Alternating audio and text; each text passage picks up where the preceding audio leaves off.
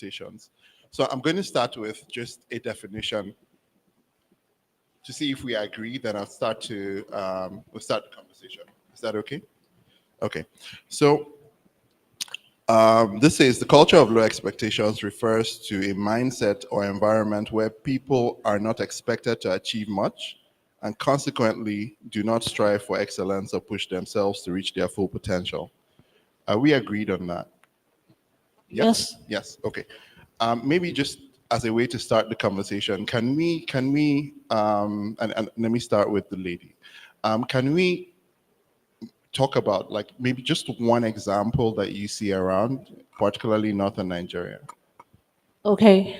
Thank you very much for this question. Good afternoon, everyone. I believe most of us here understand Hausa. So let me just give you a classical example of culture of low expectation. Ale, make you first lady. So, so I cannot become a governor. I cannot become a president. I can only aspire to be the wife of a president. So that is culture of low expectation to a woman. A girl child cannot become a president or a governor. I can only be the wife to a president or a governor. So they will tell me, Ale, make you first lady. That's how I understand it. That's a fantastic example. I would still stay with you because I like that example. So I want to ask what you think the cause is in this case. Culture, religion, and my biology as a woman. I'm expected to be at home to look after children and tend to the needs of my husband. Fantastic. Yeah, you're right. Abdulhaleem, can you tell me another example and follow up with why you think that is? Okay, thank you very much. I would also give an example with myself. So I happened to train as a nurse, but then never practiced, and then ventured into policy and public affairs, and have been able to achieve certain milestones. And I would like to take us back to when I got an opportunity of attending a policy strategy and leadership course at the National Institute for Policy and Strategic Studies, where I happened to graduate as perhaps the youngest participant ever. It, it was basically a platform that gathered management level public officials. Being there as the youngest, it became a question. Where are you from? What are you doing at NIPS? You're not supposed to be at NIPS until you're 40 or 30. And more so because I self-sponsored myself, and it's a course that cost about 1.2, 1.3 million. So the question was that, don't you have anything to do with 1.2, 1.3 million and you're coming to NIPS? You still have time. I think that is a culture of low expectation as an example that has happened in my life just recently. And I think the root causes are multifaceted. Like she said, there's religion, there's culture, but I would like to start with our history. So in northern Nigeria, it is unarguable that our history is characterized by a socio-cultural entity that is hierarchical. It's basically a caste system, if so to say, right? We have the elites, Sarakuna, those are the kings. You have the clerics, and then you have the Attajire, the rich people, and then on the other side you have the Telakawa. And unfortunately, there has been a clear divide. And the Telakawa, yeah, well, the Telakawa have actually they are built in a way that they are people of crafts. And unfortunately, this culture of being craftsmen and sticking to just crafts have been transmitted to lower generations through social inheritance. You know, I feel because I come from a family that is a teleka and this is our craft, maybe inki kusaka, I wouldn't go out of that domain. So I would forever be a wanzami, a local baba, or I would forever be a mebusa, a person that blows trumpets to kings and people of high classes. And I think that is very important that we look at that historical context to it. Secondly, I would talk about education. Yeah. So we all know the story of how we weren't receptive to education in the colonial days, and how there was a clear divide between how we accepted Western education in northern Nigeria and how other regions accepted educations in other parts of Nigeria. And if we remember, in 1953, when Chief Ehanuru brought up the proposition for independence for Nigeria, and our people from the north stood up to say we were not ready, simply because we were reaping from the result of being non-receptive to education, right? In 1953, we had only one graduate, right, in northern Nigeria. So this particular context created an opportunity to implement catch-up policies. And these catch-up policies, what we are having as quota system today, and all that, are basically products of that history. And I think we should have grown past that, because we have quota system. It's not basically a bad idea in itself, but there should be a timeline to it. And then there's this concept of educationally less developed states, where you have states that get preference in admissions and all that, but then there aren't timelines for these states to move out of this status. So it becomes an incentive for the governments of this state to continue incentivize, because they get a lot of grants and all that to improve the education sector in their state, and we do not have a timeline and a long-term strategy to move those states out of that status of being less educationally developed. It has tampered with our psychology, and it has given us the opportunity of just conforming to the culture of low expectations. I think there is also culture, as she mentioned, and I would like to intertwine culture with religion.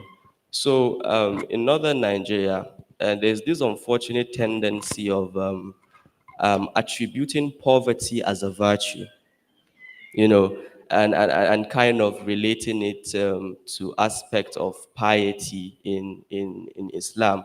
And I wonder, when do we do that? Because when we go back to the histories of the custodians of the religion itself, Prophet Muhammad and some of his companions were rich. For example, Sayyidina Abu Bakr, who was his closest companion. And if we know the traditions, and I think we could remember when some of the poor companions complained that these rich people are taking it all. They have the ability to do all the acts of worship, and they also have the money, to do zakat and zakat and all that. So you could see clearly that poverty in itself, as it's not a virtue in Islamic sense, but then we have misinterpreted it in the northern Nigerian context, and that is also I think one of the factors that is, driving us backward and, making us susceptible to the culture of low expectation. All right, thank you very, very much.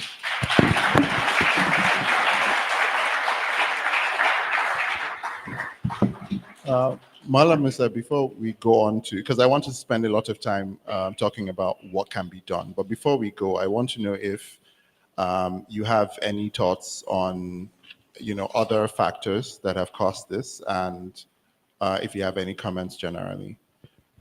Thank you. I think for me, primarily, maybe one example I'll bring is typically when someone sees a northerner excelling in a particular space, sometimes the first thinking they have is maybe he's a quota system beneficiary. Whether the person is excelling at school or the person gets the highest score in JAM, they always see it as though the person was favored by the system, by the government. And I've been in spaces where they typically want to think of me like a quota system beneficiary. So you're going to a high profile meeting where the only time they think of you as a northerner is, oh, we need to get a northerner to fill this space for the quota itself, not for the value this person is bringing on board, not for the work. So a lot of people do not recognize the value, the depth of work and experience that a young person, say from northern Nigeria, is bringing to the conversations they are having, is bringing to the. So I think, and this is what differentiates quota system from having representations in rooms.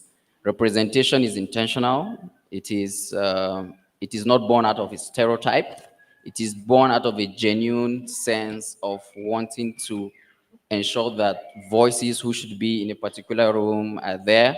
So there's this time I was selected for a program, and I felt personally that this is very high level. I'm going to be meeting these top billionaires across the world, powerful people, politicians. But I was full of doubts because I've always grown up in a space where you are from northern Nigeria, and a lot of people just think that if any product is to be shipped out of Nigeria, it should be from the south. And I knew I was not very confident. I went into that meeting with a lot of anxiety.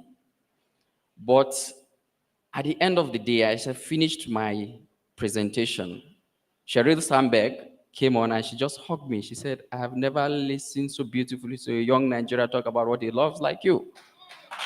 And I think those kind of validations are important for young Nigerians and young Northerners to see.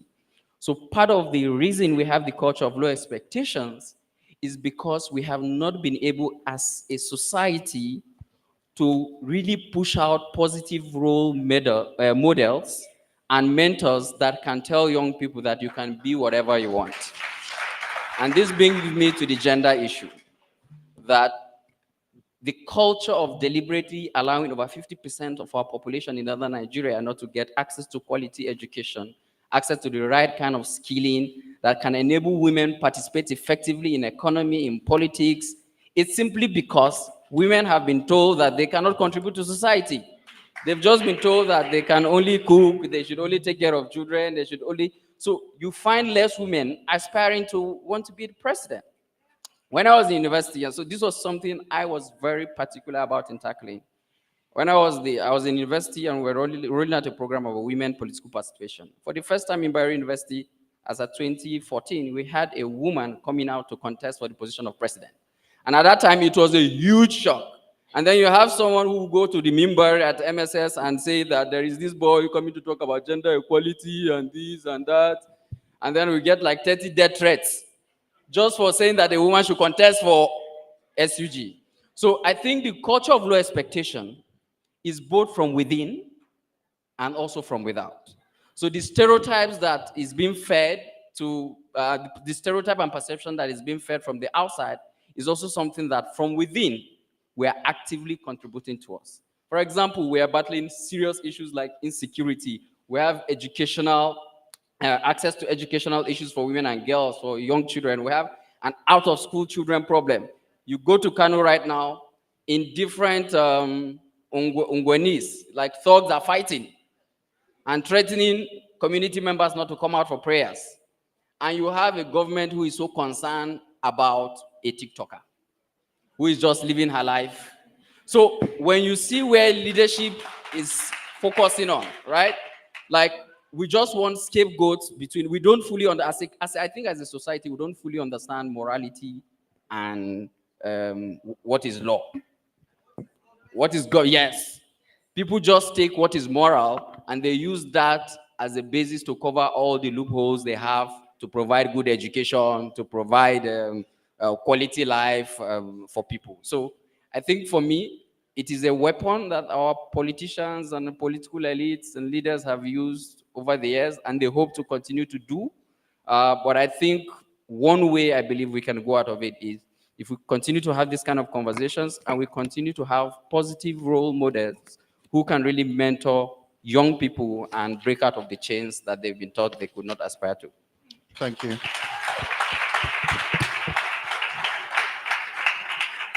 Thank you very much, and I very much agree with you. And I'm going to start the next question from you again, but before I ask that question, I want to ask everyone just really quickly.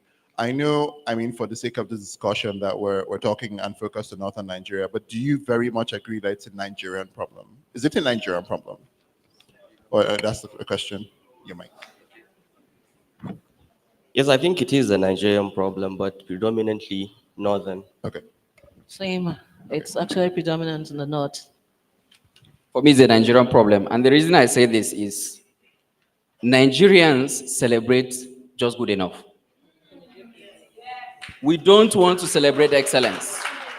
We just want good enough. So, for example, I I was in Kampala a few days ago, and that was my first time going to Uganda. It's a People would like to think of it as a dictatorship and all of the fancy terms countries without democracies do, right? But I was so surprised at how organized I saw the urban center was. Trees, beautiful landscape. And I'm like, in Kano, they are sending me videos of people cutting down the remaining trees that we have. And they would give you all the excuses as to why those trees need to be cut down and not replaced. So celebrating good enough, I think, is not enough. We need to be able to celebrate excellence so that as we are coming up and we're growing, we can have more people aspire towards excellence and not good enough, as Nigerians generally. All right. Thank you. I take it that the audience also agrees the Nigerian problem. Okay. I mean, one Nigerian thing that is also, I mean, one of the things that grinds my gears is that it often seems like we are experts at the problem, but not at the solution. So I want us to spend like a lot of time today talking about what needs to be done. A few things have been mentioned, as factors: culture, religion, education, gender came up. Also, lack of role models. So let's start with culture, which I think might, be the thing that underpins everything. And I'll start with you, Mr. Sani, again. What do you think needs to be done? And some context, I think, is necessary, because not all of culture is bad, right? But culture evolves, and somehow we've stopped evolving, or culture has stopped evolving across the country, but also, more acutely in northern Nigeria. So what do you think, in your opinion, needs to be done? So for me, I think primarily we need to reframe the problem. When we talk about culture in northern Nigeria, most likely we want to ascribe religious leaders, stakeholders as always the problem. But if we reframe it as trying to bring them as partners in progress, and to get them to a point where they understand that culture is actually dynamic, it is not static.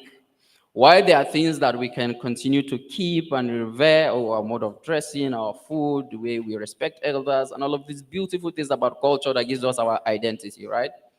I think there is an important aspect of culture that our current society has found very difficult to accept, which is young people are coming up and they don't want to be fit in a box. And because they don't want to be fit in a box, in trying to go out of that box, they are seen as being deviant. They are seen as not representing the society. Meanwhile, the current culture they have does not work for them. For example, I tell you this, a woman can do all of the submission and patriarchy and everything and allow her husband to even marry 10 wives, and she will still not be good enough. Because it's culture. That is how the culture has positioned her to just be something that can be left aside. So we need to come out to intentionally have these conversations to say that we're at a place where we need to provide quality access to education to our women as much as we're providing to our men. Many of the households are held by, if you go to households where the men, not even where you have men, women are leading, women are the ones doing the economic activities, sustaining the children. A lot of the projects we did in some of the slums in Kano, the women we gave loans to returned the loans 100%, and we're sending their children to school. The men we gave loan to either ran away with our loan, some of them got married to additional wives. It's a mess. So for me, I think we need, culturally, I'm passionate about women and girls' rights issues. So culturally, we should begin to invest in empowering women. I think they already have the power. We just need to invest in helping them recognize that they have this power and and helping them to shift that narrative. Because I think too many times women have been the one shaping the agenda, how the development is working, what should happen, but we don't have women in those spaces. So I think including women in those spaces, being open as much as possible, and being willing to have those difficult conversations, whether it is about the culture, whether it's about the religion, whether it's about what we want as in consensus as a society. I think that would be really very important. And not just about women issues, but also how we educate children. And Almajiri children feels no love. And so if he goes out to the street tomorrow and takes a knife to stab you, he doesn't care. If he goes to the prison, he doesn't care. I've been to some of the prisons in northern Nigeria. We're doing some programs. And some of the correctional facility officers will tell you that there are prisoners that when they release them, they'll tell them they want to come back. They'll be begging them literally. Because if they leave the prison, who will give them 3 square meals? Nobody. So the level of poverty and the level of crime. So what the person will be left with, if I want to go back to prison, go commit more crime and then come back to prison. So creating the safe economic environment because culture does not change in a vacuum, right? It's not something that just happens, but it is changing. However, we don't want to accept that it's changing. And I think that is where we need to open more spaces, ensure people we have naturally put down have been listened to, the talakawas, traditionally that Abdulhaleem was referring to, but especially women and girls, but also ensuring we are including more young people. Because as more young people come in, I feel like young people in northern Nigeria have a shared sense of collectiveness. But as we are doing that, ensuring we are bringing in religious leaders, cultural and traditional rulers to be in the fold of those conversations that we're having. So it is not siloed. They don't think that they are not taken along in this cultural transformation that is happening across the region. Thank you. Thank you very much, Mr. Sani. Mr. Akande, coming to you.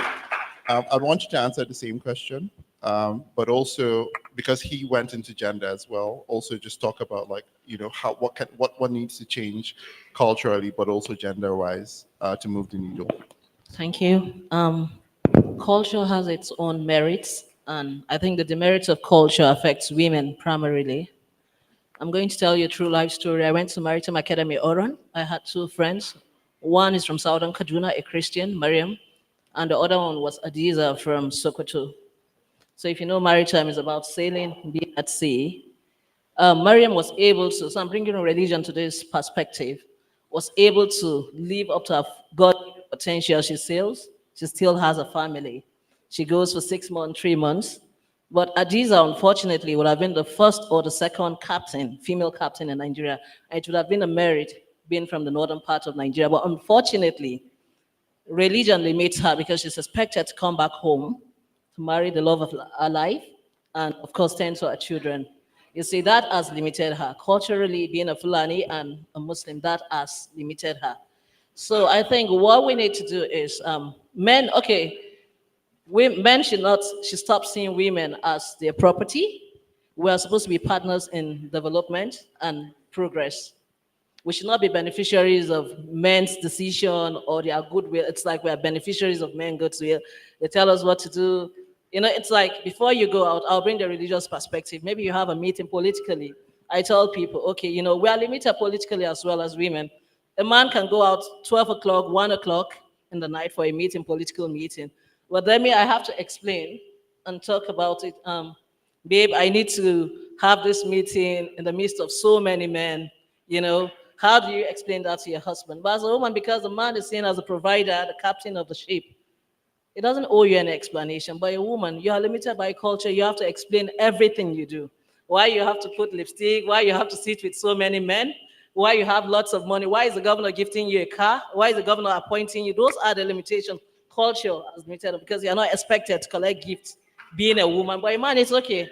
Even if you become I can also see when the current deputy governor, when she attempted running for the governor of the state. Well, there is issue of religion. Can she lead men in prayers? And of course, a woman sitting there talking to so many men, running the state. It was a challenge for her. I see that. I see people talking about that. So we can address such issues with gathering like this, because I must give it to Auntie Lola, this is huge. You're selling our narrative that they're intelligent people, they are productive people, they are sailors in Nigeria, they are politicians, female politicians like Gambo Sahaba, and a lot of them that are making impact. They are great women in the northern Nigeria and want to tell our story by ourselves, want to tell our own stories. And thank you for this opportunity. Thank you. Thank you. Abdulhaleem, same question, but you could float into education because we didn't talk about that a lot, and then role models. Thank you very much for saving me, because I was wanting to say um, I have given the gender aspect of the topic to them, and I'll just take the general perspective. Well, I think one of the most important issues we need to understand as a panacea to this problem is that culture is not immutable and that it can evolve. And then our advocacy should actually start from there, right? And then we should also strive to understand the very cause and higher principles and values of these cultures. For example, like I told you the other time, talking about education and talking about religion and how poverty is being seen as a virtue, when in its sense, in the religious sense, it's not so. But then how do we apply it in real sense, right? Okay, culture is immutable, it can actually evolve. Where do we start? I think we start from the basic unit, we start from the family. And I think, if I could remember, I read something in Malcolm Gladwell's Outliers, where he distinguishes how middle class families bring up their children and how poor families bring up their children. He categorized it in this way, that rich families and middle income families, usually bring up their children through a process called concerted cultivation, right? Where from a very young age, you instill the sense of entitlement in a child. Sense of entitlement in the sense that he could walk up to you and ask you questions and demand answers, and you give him answers. Sense of entitlement in the sense that he could actually seek attention and you give him attention, right? Sense of entitlement in the sense that you could sit down and dialogue with your children, right? I think it starts from there, and we need to bring up our children through that particular, instead of the usual accomplishment of natural growth, where we just leave our children to the whims of the world, and then whatever they gain from the world, we don't care, right? I think we need to start from there as well. And then we need to inculcate this culture into our educational system, right? And talking about mentorship, I have a personal experience. So while I was in secondary school, I would want to call myself a local champion in my secondary school because it was always first, second, third. But then there's this extramural lesson institution in Zaria. It's called the Muslim MSTC or MPD, and there's also Refresher. I was in SS2 and I was taken there by my father. First class, it was biology. We started. So it's a place where you'd find PhDs, first class, undergraduate, masters teaching secondary school students, right? So somebody came in, I didn't know who he was. We started the biology because it was transport systems, osmosis, if I've not forgotten. And we started the lectures, and then halfway, he cleaned everything on the board, and then he wrote shotgun. So it was a test. We were going to do a test midway the lectures. And the question was very simple, just one question. Almost everybody got that question right. Being my first day, I got the question wrong, and it was 0 for me. I've never seen 0 in my life. I cried, I cried, I cried. So I want to bring in the mentorship aspect and a suitable environment for you to expand your worldview and see beyond those restricted worldviews. So this is an environment where they have hundreds of products that are best graduating students in their universities, especially in northern Nigeria, and particularly in ABU's area. This is an environment where 0 is not an option. This is an environment where you'd see teaching you are graduates that graduated with 4.9, 4.95, 4.96, 5 points. This is where you see doctors, PhD holders teaching you elementary, biology. So from that 0, it wasn't going to happen again, right? And that particular institution gave me a platform to aspire higher, I wasn't thinking about ever being able to get a 4.9 something, but I'm currently running an economics degree in my final semester, and my CGPA is 4.96, and it's not even good enough. By these mentors, this is actually not good enough. So I think this is the issue with mentorship. There's this very profound statement that one of the faculty members at NIPS told us. He said, it's a cliche, experience is the best teacher, yeah? But he added that learning from it becomes very expensive when you have to learn from your experience all the time, right? So you have to leverage on experiences of these mentors to be able to navigate the maze that they were able to navigate and get with. So mentorship is very important, and I can not overemphasize the importance of mentorship in reshaping our culture of low expectation and in bringing to fore this cultural evolution that we want to achieve. Yeah. Thank you very much. I'm very cautious about the time, and I think we have about 8 minutes before Q&A. So I want to spend those 8 minutes putting you on the spot, right? We've talked about, all the things that can be done, but I want to put you on the spot and ask for any 3 specific things, like specific bullet points that you would do if you had the power. So assume you had supreme power of all sorts. What are 3 things? And I'll start with you, Mr. Sani. What are 3 things you would do to move the needle? Okay, I'll just 3 bullet points. One, I think revamp the whole educational system in northern Nigeria and put a timeline to quota system, even in terms of admission.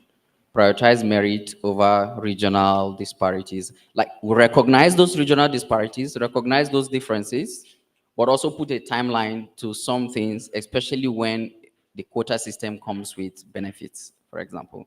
So there will be states who will want to remain in the quota system because they want to continue to enjoy the benefits. So put incentives, huge incentives into educating the populace, but also putting a timeline for states who I think are doing poor to get out of that.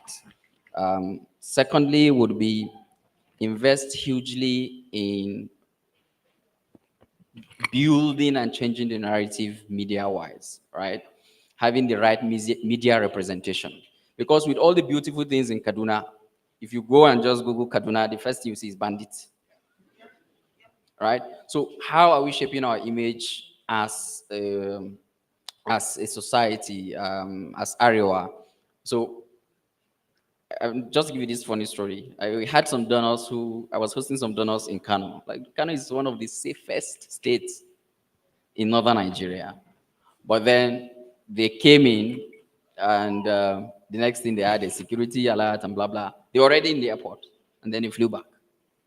Simply because of, when they think of the North, generally they just see insecurity, they just see. So being very intentional about how we're engaging the media and how the media is talking about us, but also investing in a huge northern Nigeria media infrastructure and not doing so much censorship with Arewa 24 and all of this. And like, politicians fuel some of these things, and then at the end of the day, they come and say, stop telling Hausa movie producers to not put scenes of fighting in their movies. So if I'm not watching scenes of people fighting in Hausa movie, would I watch it in American movies? How many American movies am I watching that I haven't watched in the Hausa movie? So the too much restriction also in how the Kannywood industry is trying to represent what is happening. There's so much restriction, so much, and people forget it's an art. So we take it as a culture. So ensure that the whole of that line of media engagement like changes. But I think also, lastly, build a system of mentorship and I think excellence that people can aspire to.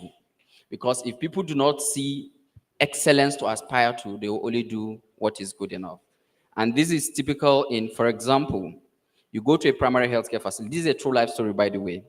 2 months ago in Bauchi, a woman died, and she died because the doctor who was supposed to take care of her operated on her. She was hypertensive, she was pregnant. They operated on her without the right facilities, and they knew what was happening, but then left her when she fell into coma. When she was almost dying, they told the family, oh, the case has gotten complicated, blah, blah, blah, let's transfer her to another hospital. And then they went transferred to another hospital, they paid a lot of money, and they said, no, take her out, take her to the teaching hospital, and she died at the teaching hospital. And it was a clear case where she died due to negligence. And when I brought up the case and I said, okay, I'm going to speak with the Commissioner of Health and talk to maybe the Commissioner of Police to see if this should be a case that should be taken up, because if he's not held accountable, more women and children will die. And the reason I wanted to act on that case was because there was a previous case of the woman deliberately leaving a child just to die. She would not check on the child, she would just be eating her stuff. Please come and put drip. And to know that the person in this facility, so if you go to many other Nigerian primary health care outside the urban areas, the people you see operating in those facilities are cleaners, people who do not have the right health degrees. I was in KB and a cleaner is prescribing drugs. The health information officer cannot write. Yes, in a health facility, in the university, just to tell you how bad it is. So really investing in people seeing what excellence looks like, so that at the end of the day, when people like NUC are coming for accreditation, universities will not be saying, praying during Juma prayer that God should blind their eyes so that they will not see any fault. If you do the right thing, nobody would see your fault, all right? And when you discuss about learning, you discuss about, okay, what you can improve, and not necessarily think that someone is trying to scapegoat you. So really building and honing in a culture of excellence, so that when things happen, people can be held accountable. And even when we go back to say, Allah ne yeso haka, we are doing that, we are still putting our faith in God, but ensuring that people who should be responsible for delivering on their mandates and assigned responsibilities are able to deliver on it and are held accountable for it. Thank you. Ms. Akande, your three things. If I had my way to change these things, I will review existing legislation that brings about discrimination against women. We'll bring policies on board that will address the issue, and we'll also follow up to make sure that these policies are implemented and practiced. Then secondly, I'll also facilitate open communications like this, where matters like this are discussed and solutions are being proffered. Like in this conversation, I'm sure most of us have gained one or two insight. I've been taking down notes. Those are the things. And thirdly, we have to look at, this is the most significant for me, data. Because most data are qualitative, they are not quantitative.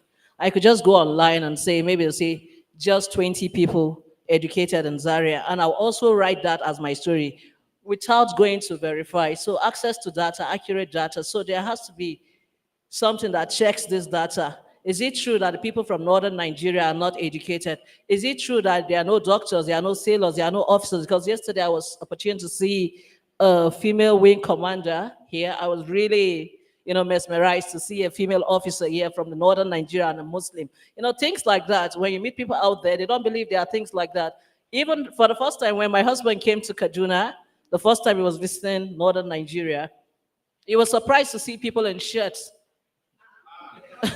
Yeah, he was like expecting to see people in kaftan, and when you're seeing people in shirts, because when I go to Ibadan, where he's from, I see a lot of people with veil, but it's not common here. You saw people in jeans, you saw people speaking English, you saw people eating amala. It was like, people eat amala. So of course we do. In fact, we are the most sociable, exposed. I'm sorry, but without no disrespect to any other state in northern Nigeria, but Kaduna is the Lagos of Nigeria. So these are the issues. We need that data to be exposed, because when you go out there, there's nothing that is in Lagos except the bar beach. But of course, we have what? We have Kafancha Waterfalls, we have Zaria Dam. In fact, we have so many lovely places that you can go to. So I think data is the most important for me, because this is data. Bringing us here to talk about it, people will see it on the net, on the TV. So this is our data. We're changing the biased data about whether we are educated, whether we are social So this is the most important one for me. Thank you. All right. Thank you. Thank you very, very much. We're officially in audience question time, but just run through your three things Yeah, quickly, okay. if you don't mind. Three things. I think we could reform the educational sector, but how sure are we that the successive government, for example, would sustain that? So I think what I would start with is, if wishes were horses, of course, and I had all the Yeah. power, I would facilitate an elite consensus around an agreement that certain things should not be compromised, and one of that should be education. And in doing that, I'll also facilitate the revamping of the entire leadership recruitment structure, especially in northern Nigeria, and the way we choose, um, leaders. Secondly, I also facilitate a sense of accountability, a sense of public accountability by the people of, northern Nigeria. So, from the culture of low expectations, and we're expecting very low of our leaders. Let's take security and insecurity, for example. We've been traumatized so much that we've had stories of incidents where 100 people have been killed, 200 people have been killed. So when we hear a story where only 10 people were killed, we'll be like, thank God, Alhamdulillah, it's just 10 people. I think yes, it's something. I think they call it compassion fatigue or something, where you just feel, Alhamdulillah. And it's really a product of a culture of low expectation and low public accountability. So I'll also make sure I facilitate. Then thirdly, it would be issues around instituting safe spaces, where would instill the culture of mentorship, like you said earlier. So having spaces where you'd see people like Sanusi Collab, for example, and he's from Kaduna. I could do what Sanusi Collab is doing. Sani Muhammad, for example, no, I could do what he does. And we're even getting Lola from Lagos. It's still Nigeria, so I could still do what Lola does and all that. So having that safe space is also very important. So three things: leadership, both the culture and the recruitment process, public accountability, and the imperative of mentorship. Thank you. Thank you very, very much.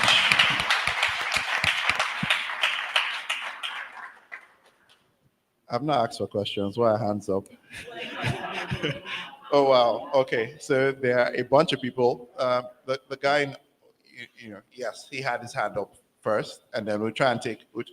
Okay. But please, before you go on, just because we're running for time, let's just make the questions like really quick and straight to the point, so we can get Okay, ready. kudos to all of you up there.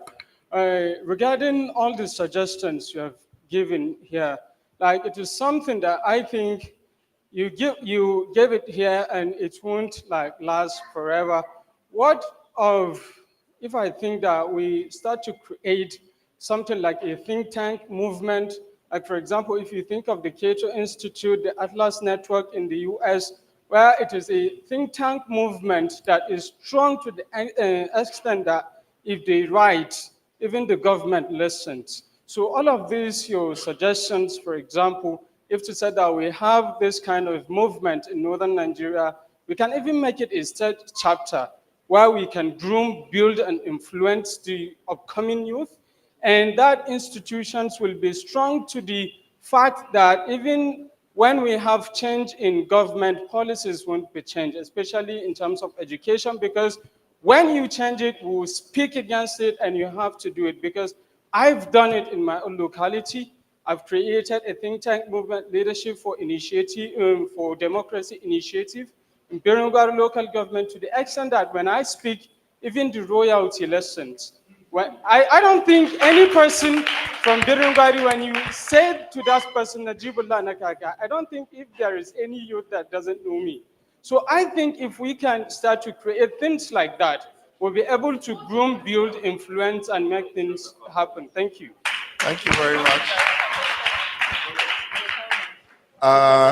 Okay, there are a bunch of ladies here.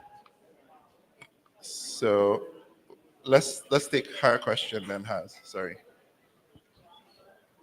Okay, so you talked about some people being favored by the system. And I think so many people are being favored by the system. Let's take graduates, for instance. we have hundreds and more graduates that are capable, remarkable, and brilliant who would apply for jobs, ace the aptitude test, ace the interviews, and still wouldn't get the job. Then a daddy's boy will come along with his crafted CV and get the job right on, which is so unfair. I think this has daunted the spirit of so many graduates nowadays. There's a Hausa saying that goes, talaka sai dai ya haifi kyakkyawa, ba dai ɗan sarki ba. The mentality is, for as long as you are a poor person, there's a certain social status you are not meant to reach, which I feel is a culture of low expectation. How can we tackle that? Thank you. Okay, thank you very much. I think he spoke to that during the talk, so I would. Yeah, okay. Yeah, sorry, let her just. All right. So thank you very much. It's not actually a question. I just want to draw our attention to something. I think if we are going to be really addressing the issue of the culture of low expectation, we should start with our parents. I totally, I totally believe we should start with them. Let me make an example.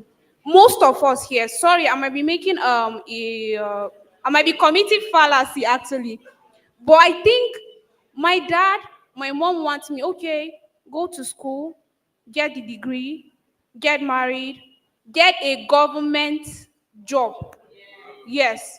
And then raise children and then perpetuate the cycle over and over. I don't think our parents expect so, most of our parents do not expect so much from us. Like personally, I've always wanted to be a missionary doctor. I was going to go to Iraq, I was going to go to Pakistan, I was going to go to Ukraine, I was going to go to every war-torn zone and be a missionary doctor. But my thank you. But I regret, and I don't regret to say that my mom molded me into a midwife. Yes, I'm a midwife actually. My mom made it so. Why? Because she thought I was a woman, and then she didn't expect so much from me. She just wanted me to have like I think our parents are obsessed with security. Yes, they're very, very obsessed with security that they just want you to have a prescribed life. Yes, like you just follow a particular script that they think is okay. But I think we should actually consider what our parents do to a culture of low expectation. We should start from there. Our parents should give us the ability to fly. They should not clip our wings, actually. So I think we should start from there. Thank you very much. Thank you. Thank you very much. There's still a lot of hands up, but we haven't gotten a question yet. Okay, so I'll take, yeah, that I'll come this way. But please, questions. And my expectation of you is that you keep it short, please. Thank you very much. And unfortunately, it's also not a question, but I think this is, of course, because the topic elicits a lot of interest, which is quite good. And I think is a very good step towards the solution that everyone thinks about. And I'm particularly happy with the opening by Abdulhaleem, going back the historical lane, which is very important because addressing issues like this require a deep dive into history, and that will help because, for example, the issue around even the out-of-school children is something that traceable to the colonialist dislocation of the social caste that Abdulhaleem earlier mentioned, because the creation of the new elite in form of the Mboko who suddenly became, because of course at the beginning, a lot of guinea pigs, were used as experiments to, like children of the poor or unfavored kids within the royal families were enrolled in schools. And suddenly they finished and they became like the new elites and decision makers, driving cars, riding on motorcycles and on bicycles and all that, which somehow triggered the counterforce in which a lot of, especially the ulama now turn against, Western education because they saw that creation of a new elite, a rival elite, as a dislocation force, which actually eventually what is still happening. So sometimes if we don't interrogate these things, and also the issue that he mentioned is very much traceable in our literature, because this is a Kabafest, and I feel it's the right place to also make reference to literary inferences of around this our low expectations attitude.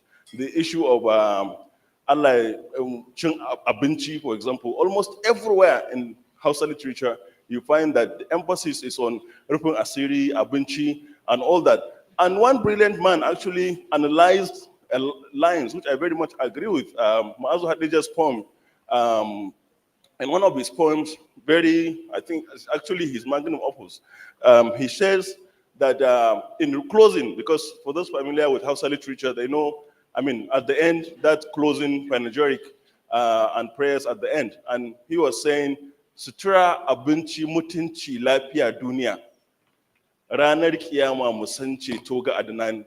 So, and this actually encapsulates what is an ideal life for a Hausa person or a Northerner. That is, Sutura, I can at least afford to buy clothes myself, eat, I mean, and life here, I'm well. So this is why, you know, the psyche of very low expectation started from. But then quickly to the issue of solution. I feel there is a modern way of also the young people, even though we are blaming the past, but also even the young people. One lady now mentioned the issue of job and all that. I think that our insistence on government job is also one very huge problem. And also the culture of entitlement, which I see a lot in our young people these days. I don't consider myself an old person, but then I see that even at my age, I know that growing up, the kind of things I did personally, the kind of things that some of my friends I know did to be able to make it in life is a lot. But now maybe because of the social media leveler kind of how it is a leveler, and people now see riches and all that, and it become, instead of people to now, our young people to be more innovative, more determined to succeed, a lot of them, unfortunately, now become more, I mean, only tend to look at the glitters and then become very much interested in nudging on others and getting things on the platter. But we cannot succeed like that. Thank you very much. Thank you. Yeah. This lady here promised me a question. So, okay. Over there. Hi, yeah. So my question, we've spoken a lot about, the culture of low expectations in the formal sector. So my question is about the informal sector. How do we, take that culture, like address the culture of low expectations there with artisans, with artisanal workers, the painters that we have. So how do we make sure that they also have that pride in the work that they do, and they're also able to attain respect and dignity in the work that they do? So if anyone can answer that question, thank you. We would take like 2 questions, and then just answer and be done. Okay, Zara. It's the same thing. It's the same thing. Joint ticket. I'm the northern version of Rona. No problem. Good morning. Part of the solutions, I think, I want to ask the Is it panel. a question? Is a question. I want to ask the panel. Is there a way that we can stop punishing ambition? Because I feel like part of the problem is that our cultures across northern Nigeria punishes ambition. So is there a way to celebrate ambition instead of punish it? Thank you. Thank you. So Last question. So I just want to quickly point out that before my question, education, if you need any proof of what education does to a woman, you should just look at what happened when Iwa Nose was on the stage. You should look at the responses she got, saying she's an accountant, she worked with KPMG. You saw the respect from men and from women. So everybody, even those watching at home, education no be scam. You can see what it does to a woman. So please encourage your children and encourage yourselves. My question is actually for those of us who are not Northerners. The culture of low expectations is actually increased by some of us that are not Northerners. We are condescending on Twitter. There are slurs used against Northerners. They are likened to animals. They are not regarded even when people are discussing. What do you want to say to those of us who are not Northerners? How can we stop being a part of the problem of low expectations? Thank you. Okay, go ahead. And I think I would quickly answer your question, Rona, with a quote. Save me the prejudice, judgment of distant impression. Get to know me first. Thank you. Who wants to answer the question about low income? Yeah. Like, how do we? I think the question is about how do we ensure the informal sector are dignified, they're integrated as part of like the overall culture of low expectation. I think for me, the informal sector contributes a lot to the economy, hugely. I think it's just for us as a society to be very intentional about how we want to invest and how we want to show up. I think I was involved in a program in, I think, 2020, 2021, where we were doing soft skills training across northern Nigeria. And when they came in with the initial curriculum to say, oh, we're just going to be, it was tailored for those who had attended like strictly formal schooling and education. And we needed to sit down to say, how can we adapt this to fit into the farmer who goes to the farm and get his produce and is not necessarily plugged or connected to any formal networks. So I think we need to be innovative in how we are rolling out programs, both as government, both as NGOs, MDBs, and whatever, whatever intervention you're doing. How do you adapt intervention to fit into the local context in which it's supposed to operate? For example, there are people who would argue that northern Nigeria is, when people say the literacy in northern Nigeria is low, people argue that northern Nigeria is not an illiterate. It's not an illiterate area because of the Almajiri education. The question now that we beg now is, how do we ensure that the children are getting, which considers them literate, is plugged into 20 that can help them secure jobs, can help them have good livelihoods. If that system of education cannot sufficiently do that, then there's something fundamentally wrong if we are not thinking about integrating them into that system. Thank you. Yeah. So the final question. Yes, I'd like to add to that. I think we also have to work on our mindset. You know, when you talk about discrimination against people in the informal sector, it begins with me, the way I treat my driver, and also the way my driver appears. My driver will never come to work with the sleepers. I make sure you look very well, and I also tell the children how to treat them well, because just because you're in the informal sector does not make you less of a human. Because I have to give it to the Igbos, because it's an Igbo land. You'll see a medical doctor, a female medical doctor married to a spare part dealer, but in northern Nigeria, you hardly see a medical doctor married to Mr. Degoro or something like that. So I think it starts with us as a people. The discrimination starts with me. If I treat them well, if my daughter comes tomorrow and say, Mommy, I want to marry the son of the security man. If he's educated, is a decent man, I shouldn't have a problem with that. So discrimination starts with each and every one of us. It's not just the government doing the right thing, but we as human beings must also be kind and to one another, especially to those lower than us. I do that at my place of work. You see me, I invite the security, the cleaners, okay, let's dine together. I take them to fancy restaurants. It doesn't make me less of a person, but I'm trying to make them understand that you are human and I reflect God's love. That's why I do that. Thank you. So there's one question about ambition, but we're going to answer that standing up while taking photos because we're out of time. So how do we, and anyone can answer that.